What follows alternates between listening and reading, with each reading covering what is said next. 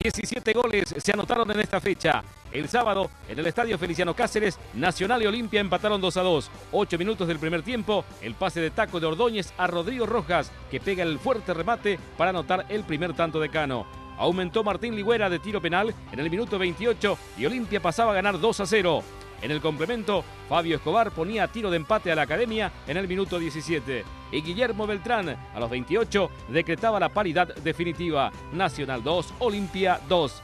En Ciudad del Este, lluvia de goles. El 3 de febrero cayó ante el 2 de mayo por 4-3. Tomás González abría el marcador a favor del 2 a los 3 minutos de juego. Miguel Caballero empataba para el 3 a los 13 minutos. Ever Martínez se encargaba del 2-1 parcial para el 3 a los 15 minutos de juego. Después llegaba el doblete de César Canario para el 2 de mayo.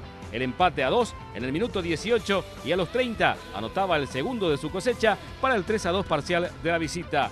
César Llamas a los 34 empataba a 3 para los locales y a los 44 aparecía Cristian Barinaga para poner el 4-3 definitivo a favor del gallo norteño. 3 de febrero 3, 2 de mayo 4. En la ciudad de Ñandutí el 12 de octubre perdió ante Sportivo Luqueño por la mínima diferencia de 1-0. Daniel Bobby Ferreira en el minuto 28 del primer tiempo anotaba el único tanto del partido para la victoria del Chanchón. 12 de octubre 0, Sportivo Luqueño 1.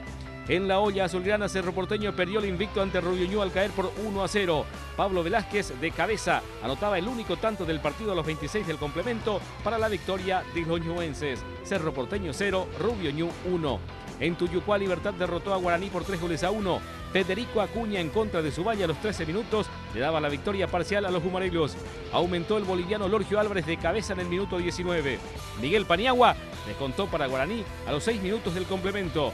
Y el colombiano Vladimir Marín a los 15 de la etapa final ponía el tercer tanto definitivo para el Guma. Libertad 3, Guaraní 1.